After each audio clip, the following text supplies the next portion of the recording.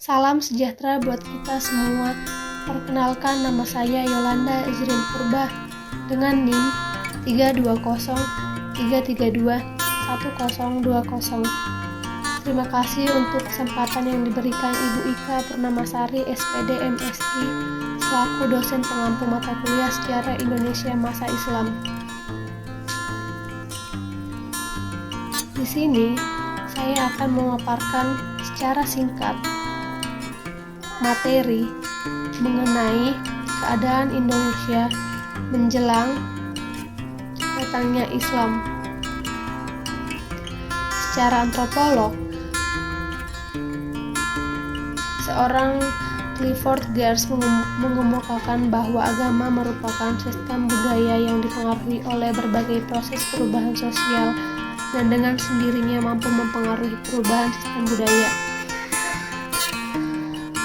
Sebelum datangnya agama Islam, bangsa Indonesia menganut kepercayaan animisme dan dinamisme. Yang pertama, kepercayaan animisme. Kepercayaan animisme adalah suatu kepercayaan tentang adanya roh atau jiwa pada benda-benda, tumbuh-tumbuhan, hewan, dan juga manusia itu sendiri. Yang kedua, kepercayaan dinamisme. Kepercayaan dinamisme adalah kepercayaan setiap benda yang mempunyai kekuatan seperti gunung, bebatuan, dan sebagainya. Perkembangan budaya Hindu. Dan yang keempat, perkembangan budaya Buddha. Agama dan kepercayaan. Dari hasil sebuah penelitian ilmu antropologi dan sosiologi terhadap suku-suku bangsa di Kepulauan Nusantara ini, terlihat adanya keanekaragaman sistem kepercayaannya. Fenomena itulah yang terlihat dengan jelas, baik pada suku bangsa yang memang secara resmi belum menyatakan diri sebagai penganut agama besar, misalnya seperti Pelbegu di Nias, Kaharingan di Dayak, Aluk di Todolo Toraja. Penyebaran Islam di Indonesia. Masuknya Islam di Indonesia oleh beberapa sejarawan berbeda-beda, apalagi ditinjau dari segi asal kedatangan, waktu kedatangan, dan para pembawaannya. Dari segi teori kedatangannya terdapat beberapa teori, itu yang pertama teori Gujarat.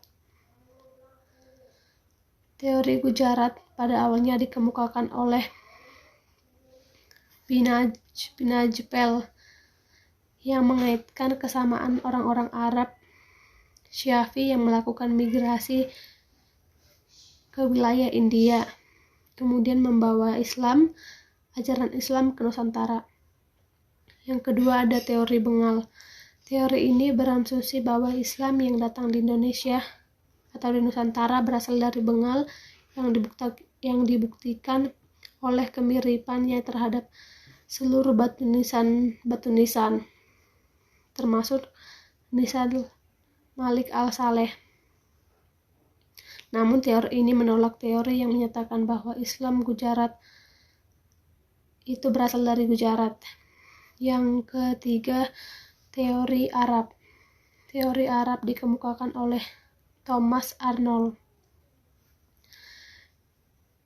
Arnold mengemukakan bahwa yang menjadikan argumentasi tentang kesamaan mazhab antara Arab dan Nusantara yaitu Syafi.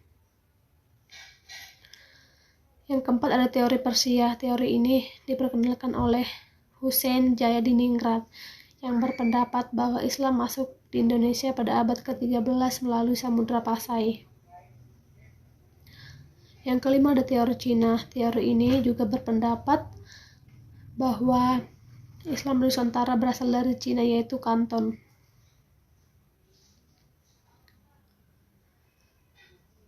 Di mana Cina ini datang ke Jawa.